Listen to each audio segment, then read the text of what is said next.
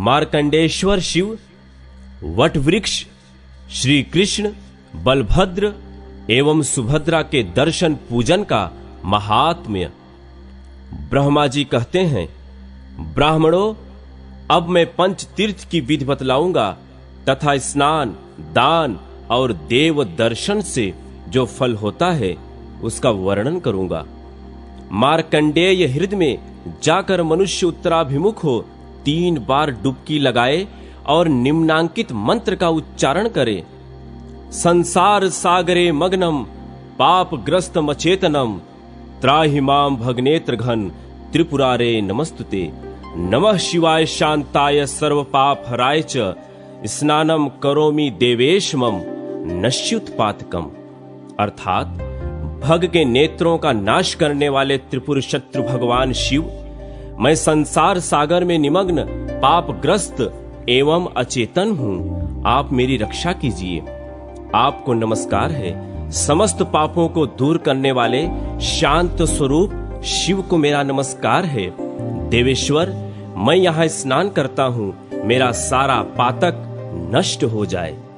यों कहकर बुद्धिमान पुरुष नाभि के बराबर जल में स्नान करने के पश्चात देवताओं और ऋषियों का विधि पूर्वक तर्पण करे, फिर तिल और जल लेकर पितरों की भी तृप्ति करे। उसके बाद आचमन करके शिव मंदिर में जाए, उसके भीतर प्रवेश करके 3 बार देवता की परिक्रमा करे। तदनंतर मार्कंडेश्वराय नमः इस मूल मंत्र से अथवा अघोर मंत्र से शंकर जी की पूजा करके उन्हें प्रणाम करे और निम्नांकित मंत्र पढ़कर उन्हें प्रसन्न करे। त्रिलोचन नमस्तेस्तु नमस्ते शशिभूषण त्राहि मां त्वं विरूपाक्ष महादेव नमस्तुते। तीनों नेत्रों वाले शंकर, आपको नमस्कार है। चंद्रमा को भूषण रूप में धारण करने वाले, आपको नमस्कार है। विकट नेत्रों वाले शिव जी, आप मेरी रक्षा कीजिए। महादेव, आपको नमस्कार है। इस प्रकार मार्कंडेय हृदय में स्नान करके भगवान शंकर का दर्शन करने से मनुष्य सब पापों से मुक्त हो शिवलोक में जाता है। वहां से कल्पांत स्थायी वट वृक्ष के पास जाकर उसकी 3 परिक्रमा करे, फिर निम्नांकित मंत्रों द्वारा बड़ी भक्ति के साथ उस वट की पूजा करे। ओम नमो वक्त रूपाय महाप्रलयकारिणे महद्रसोपविष्टाय न्यग्रोधाय नमस्तुते। अमर सत्वम सदा कल्पे हरिष्यातनम वट न्योग्रोध हर में पापम कल्प वृक्ष नमस्तुते। अव्यक्त स्वरूप महाप्रलयकारी एवं महान रस से युक्त आप वट वृक्ष को नमस्कार है। हे वट, आप प्रत्येक कल्प में अमर हैं। आप पर भगवान श्री हरि का निवास है। न्यग्रोध, मेरे पाप हर लीजिए। कल्प वृक्ष, आपको नमस्कार है। इसके बाद भक्ति पूर्वक परिक्रमा करके उस कल्पांत स्थायी वट को नमस्कार करें। ऐसा करने वाला मनुष्य केंचुल से छूटे हुए सर्प की भांति सहसा पापों से मुक्त हो जाता है। उस वृक्ष की छाया में पहुंच जाने पर मनुष्य ब्रह्म हत्या से भी मुक्त हो जाता है। फिर अन्य पापों की बात ही क्या है। भगवान श्री कृष्ण के अंग से प्रकट हुए ब्रह्म तेजोमय वट वृक्ष रूपी विष्णु को प्रणाम करके मानव राजसूय और अश्वमेध यज्ञ से भी अधिक फल पा जाता है और अपने कुल का उद्धार करके विष्णु लोक में जाता है। भगवान श्री कृष्ण के सामने खड़े हुए गरुण को जो नमस्कार करता है वह सब पापों से मुक्त हो श्री विष्णु के वैकुंठ धाम में जाता है।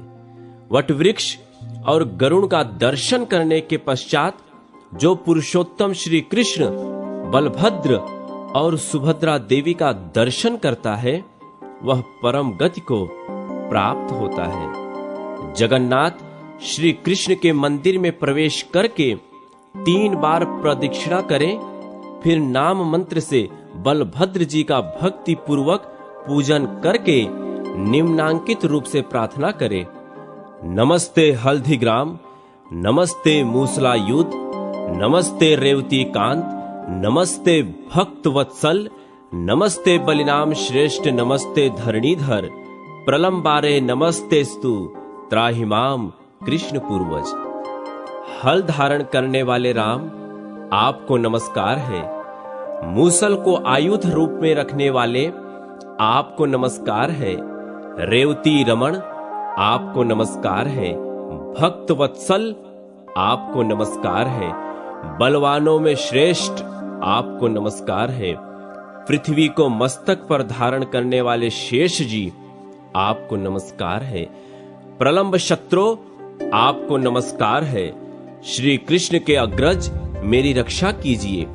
इस प्रकार कैलाश शिखर के समान आकार और चंद्रमा से भी कमनीय मुख वाले, नील वस्त्रधारी, देव पूजित, अनंत, अजेय, एक कुंडल से विभूषित, फणों के द्वारा विकट मस्तक वाले महाबली हलधर को प्रसन्न करें। बलराम जी की पूजा के पश्चात विद्वान पुरुष एकाग्र चित्त हो द्वादशाक्षर मंत्र ओम नमो भगवते वासुदेवाय से भगवान श्री कृष्ण की पूजा करें। जो द्वादशाक्षर मंत्र के द्वारा भक्ति पूर्वक सदा भगवान पुरुषोत्तम की पूजा करते हैं, वे मोक्ष को प्राप्त होते हैं।